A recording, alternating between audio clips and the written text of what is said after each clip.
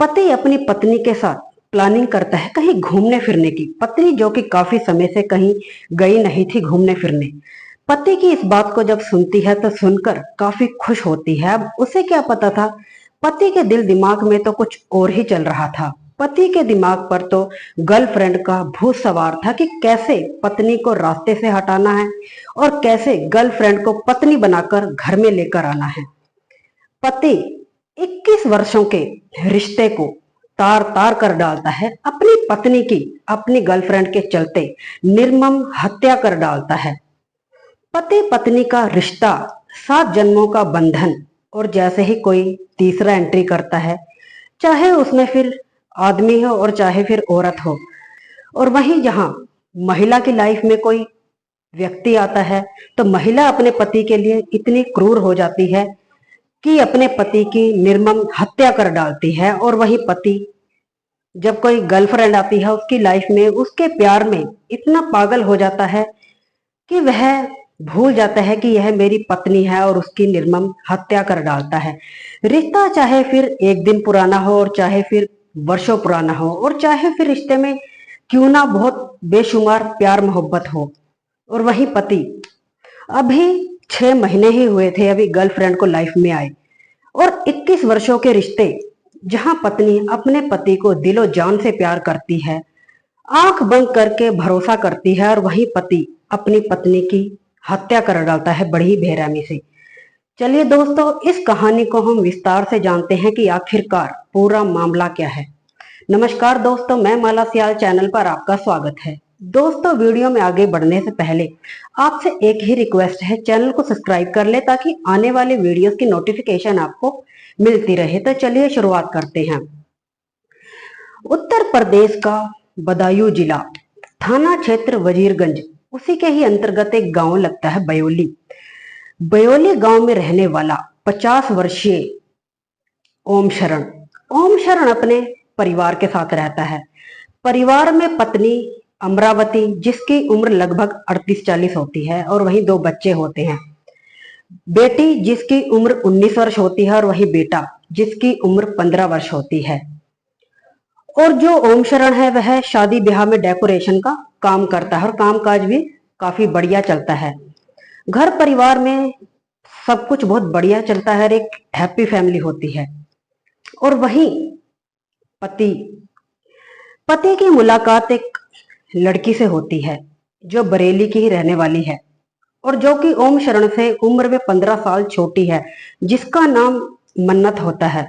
ओम शरण मन्नत के प्यार के चक्कर में पड़ जाता है, और वहीं दोनों एक दूसरे के नजदीक आते हैं। नजदीकियां प्यार में बदल जाती हैं, और वहीं चोरी छिपे शादी भी कर लेते हैं, जिसकी भनक किसी को दूर दूर तक नहीं होती।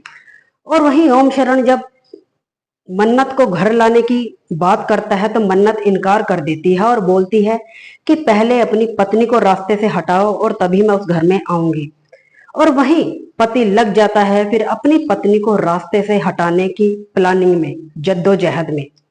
और वहीं 30 जुलाई 2025 का दिन होता है बुधवार।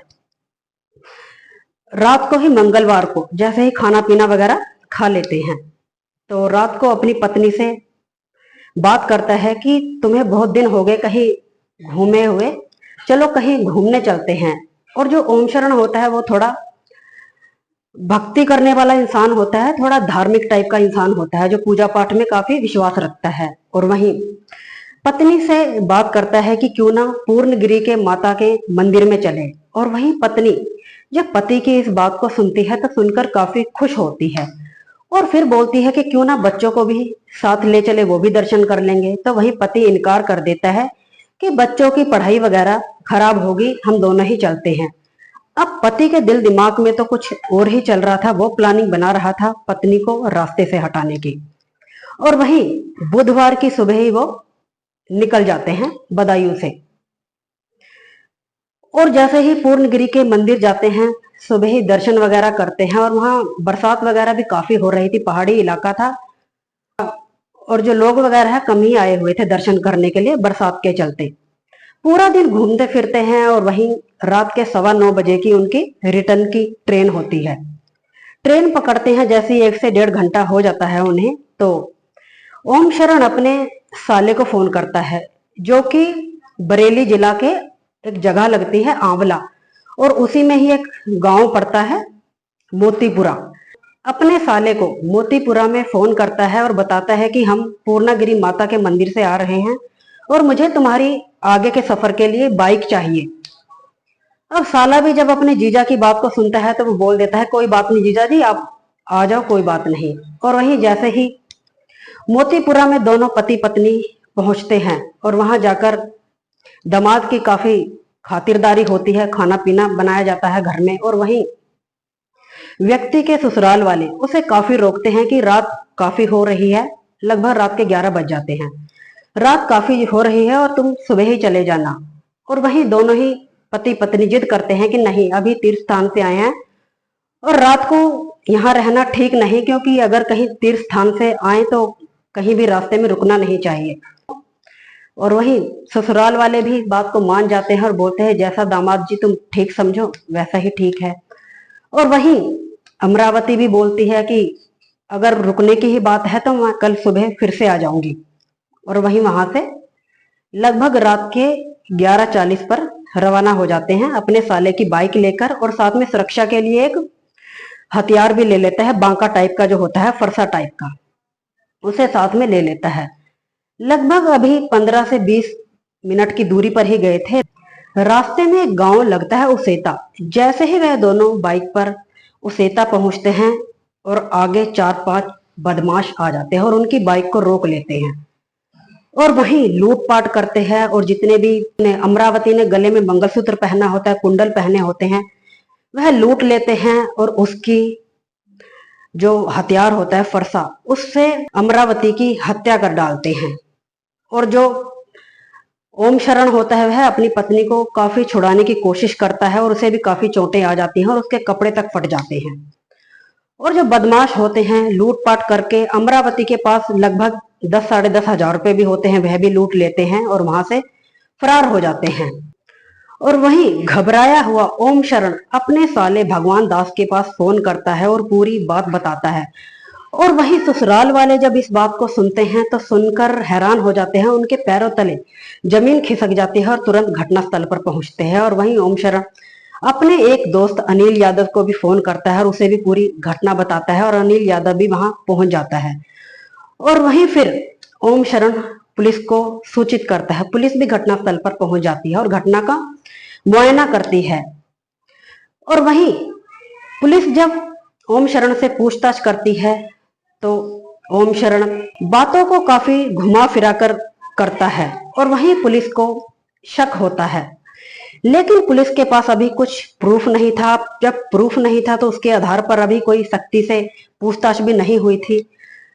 और जैसे ही अगला दिन होता है, पुलिस फिर से ओम शरण को थाना में बुलाती है और उससे कड़ाई से पूछताछ करती है। और जब पूछताछ करती है तो पुलिस पूछती है कि बदमाश आए कैसे थे, गाड़ी से आए थे, बाइक से आए थे या फिर पैदल आए थे। और वहीं ओम शरण बताता है कि बदमाश 4 से 5 थे और वो पैदल ही आए थे। अब पुलिस को शक होता है कि बदमाश या तो किसी गाड़ी में आएंगे या बाइक पर आएंगे, पैदल, वो भी हाईवे पर कौन ऐसे बदमाश करते हैं। और वहीं जो ओम शरण का फोन होता है वो भी ओम शरण के पास होता है और ज्यादातर बदमाश जो होते हैं फोन वगैरह छीन लेते हैं और बाइक की चाबी वगैरह भी ले जाते हैं, फोन को भी तोड़ के फेंक देते हैं ताकि व्यक्ति कहीं फोन ना कर पाए। पुलिस को अब शक होता है और पुलिस सख्ती में आती है। और वहीं उसके ससुराल वाले जब वहां पहुंचते हैं तो पुलिस को बोलते हैं कि हमारा दामाद हीरा है, आप मेरे दामाद के ऊपर क्यों शक कर रहे हो, हमारा दामाद बहुत अच्छा है और नेक इंसान है, वो ऐसा काम कर ही नहीं सकता, वो हमारी बेटी की हत्या कर ही नहीं सकता। अब जो दामाद के ऊपर ससुराल वालों का इतना विश्वास होता है कि वो ऐसी ऐसी बातें करते हैं, पुलिस जो कि उसे पूरा शक होता है और कड़ाई से पूछताछ करती है। और वहीं जब उसकी कॉल डिटेल निकलवाई जाती है तो पूरी कॉल डिटेल की हिस्ट्री ही डिलीट होती है। और वहीं पुलिस उसके फोन के सीडीआर निकलवाती है और पूरा मामला निकलकर सामने आता है कि घटना की रात ओम शरण अपनी गर्लफ्रेंड मन्नत से लगातार संपर्क में था अपनी पत्नी की हत्या के बाद। और वहीं पुलिस जब उससे पूछताछ करती है तो पूरी कहानी निकलकर सामने आती है। और वहीं ओम शरण बताता है कि उसकी गर्लफ्रेंड जिससे उसने चोरी से शादी कर ली थी और वही साथ में रहने की जिद करता है। और वहीं जब घर में पत्नी है तो गर्लफ्रेंड को कैसे घर में लाए, और वहीं लग जाता है फिर अपनी गर्लफ्रेंड या पत्नी के कहने पे जो उसने चोरी से शादी की थी अपनी पत्नी को रास्ते से हटाने की जद्दोजहद में लग जाता है। और वहीं अपने साले से 30 जुलाई को एक फरसा लेता है अपनी सुरक्षा के लिए, और जैसे ही 15-20 मिनट की दूरी पर जाता है और वहीं टॉयलेट के बहाने बाइक से उतरता है और कुछ दूरी पर जैसे ही टॉयलेट वगैरह के लिए जाता है और अपनी पत्नी को वहीं बिठा जाता है और पीछे से फरसे से अपने पत्नी को मार मार कर लहूलुहान कर देता है, उसकी हत्या कर डालता है। और वहीं खड़ा हुआ पुलिस को फोन करता है, अपने दोस्त को फोन करता है और वहीं अपने ससुराल में भी फोन करता है और इस तरह से एक ऐसी कहानी बनाता है। और वहीं जो पुलिस होती है वह अपने तरीके से तहकीकात करती है, मामले की जांच करती है और वहीं पूरा मामला निकलकर सामने आता है। तो दोस्तों, आप इस कहानी या घटना के मामले में आपकी क्या राय है, कमेंट सेक्शन में जरूर बताइएगा। दोस्तों, आज की घटना कहानी सुनाने का उद्देश्य किसी का दिल दुखाना या किसी को परेशान करना नहीं है, बस आपको जागरूक करना है कि दोस्तों आए दिन ऐसी ऐसी घटनाएं घट रही हैं, जैसे ही कोई दो व्यक्तियों के बीच एक तीसरा एंट्री करता है और वहीं पत्नी अपने पति के लिए इतनी क्रूर हो जाती है कि पत्नी की पति की निर्मम हत्या कर डालती है। और वहीं कुछ केसेस में पति जब किसी लड़की से मुलाकात होती है और वो अपनी गर्लफ्रेंड के प्यार में इतना पागल हो जाता है कि अपनी पत्नी को मौत के घाट उतार देता है। तो आए दिन दोस्तों ऐसी ऐसी घटनाएं घट रही हैं। इतने वर्षों का रिश्ता, प्यार मोहब्बत उन्हें नजर नहीं आता और वही चंद दिनों की मोहब्बत में इतने पागल हो जाते हैं कि ऐसी ऐसी निर्मम हत्याओं को अंजाम दे डालते हैं। तो दोस्तों, आपको यह जानकारी कैसी लगी कमेंट सेक्शन में जरूर बताइएगा। ऐसे ही और सच्ची घटनाओं को जानने के लिए मेरे चैनल को सब्सक्राइब करें।